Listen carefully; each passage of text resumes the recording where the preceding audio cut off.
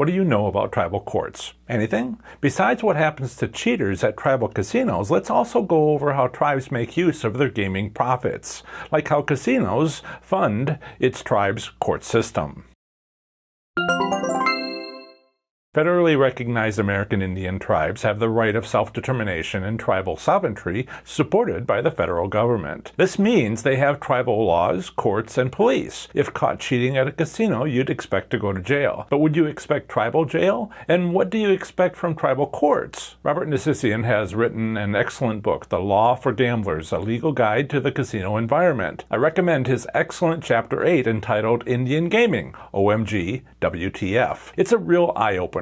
See a link to this book on Amazon in the description below. Mr. Nersessian has not paid me to promote him. I just like his work. What might happen if someone cheats at a tribal casino? Naturally, the tribal police will take you to tribal jail. If you are not a member of the tribe, you'll next discover you have no constitutional rights to due process or habeas corpus, the right to be brought before a judge or into court. You know, to secure a person's release. This legal guarantee doesn't exist on tribal reservations. You should maybe think about that for a minute. My best advice for tribal casinos is this: don't cheat at a tribal casino. Even better, don't even give the appearance of cheating at a tribal casino. If you do either, it won't go well for you. In 1988, the U.S. Congress enacted the IGRA to support tribal economic development, including tribal government operations, infrastructure, social services and financial programs, tribal enterprises, charitable causes, and contract local government services from off the reservation, including fire, emergency medical,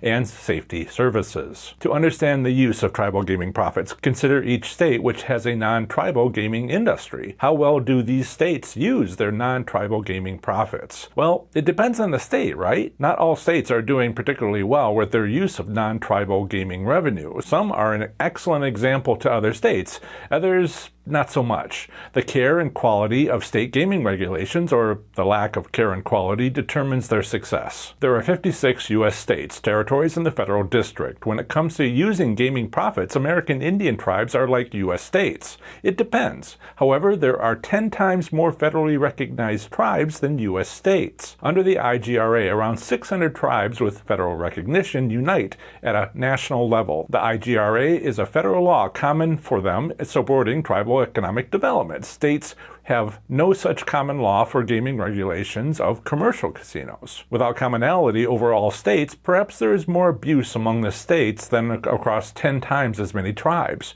Perhaps. It's hard to say. The difficulty is the investment needed to know the differences. Imagine how long it would take to write nearly 600 research articles on each federally recognized tribe. At a rate of one piece per week, it would take over 10 years to complete the series, and when done, the first article of the series would be over 10 years old. But large organizations or federal and state governments have resources, personnel, and funding which can take on such a project to get it done in a timely manner.